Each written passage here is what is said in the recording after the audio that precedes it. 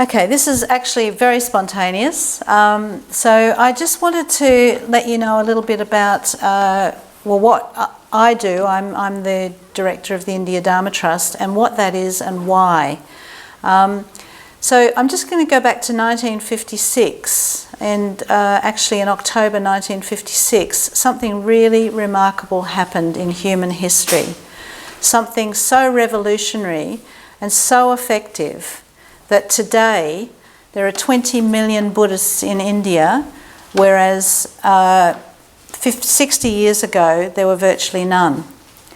And our own beloved teacher Sangharakshita was there at the time. He wasn't only there at the time, but he was actually quite involved in what happened around this particular event. And that event is going to be celebrated in a couple of weeks' time. It's the conversion to Buddhism of Dr. B.R. Ambedkar. Now, he was a man who actually was born as a Dalit. He was born as an untouchable. And if you don't know what untouchability is, then it's really worth having a look. But basically, an untouchable person was treated as worse than an animal in India.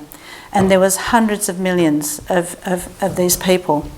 Dr. Ambedkar was born as one of those untouchables, but he had a break and he got an amazing education. And not only did he get an education, but he was an absolute genius. And he actually became the most educated man in India. And because of the fact that India gained independence as well through the independence struggle, there was a need for a constitution, and he happened to be very, very proficient in law, and he led the group that wrote the Indian Constitution, which today is still one of the most enlightened constitutions in the world. So he did that, and he became a very influential man, but everything he tried political struggle, he tried changing the law and so on, but nothing seemed to help the people who were considered to have absolutely no caste and be worthless in India.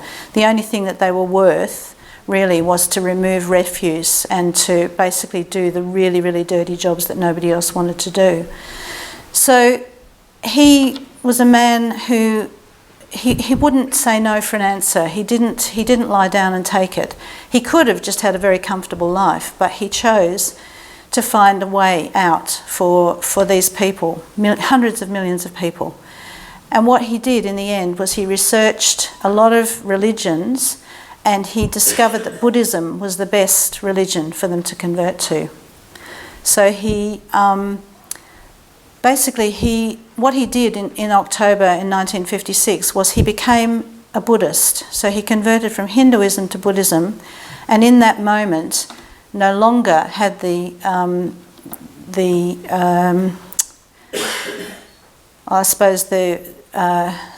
not even a status, but you know what I mean, he was no longer untouchable. He was now Buddhist, so he wasn't part of the Hindu system. And then he turned and he basically gave the precepts that we have to become a Buddhist, he gave them to a crowd of around 400,000 people who were there on the day. And within the next few weeks, about another 500,000 people converted to Buddhism. And unfortunately, he died 6 weeks later. But the thing is that Sangharakshita was there at the time, and he basically took on the role of teaching these people who had converted and who had lost their great leader. And he spent about the next 8 years doing that. And then he came back to India and started the movement here, came back to England, and started the movement here. And then some of his disciples went back to India in the 70s and started the movement there. And today, half of our movement is in India. So half of our worldwide mitras are in India. About a third of our Sangha is in India. We have the same ordination, we have the same process, and we have the same Buddha, the same teachers. We have the refuges, the same. So that's what's happened. Anyway, I'm from the India Dharma Trust, and what the India Dharma Trust does is we support the well, basically we support the spread of Buddhism in India through Triratna. So we support people to become ordained, and those who do become ordained then just turn around and spread the Dharma in India.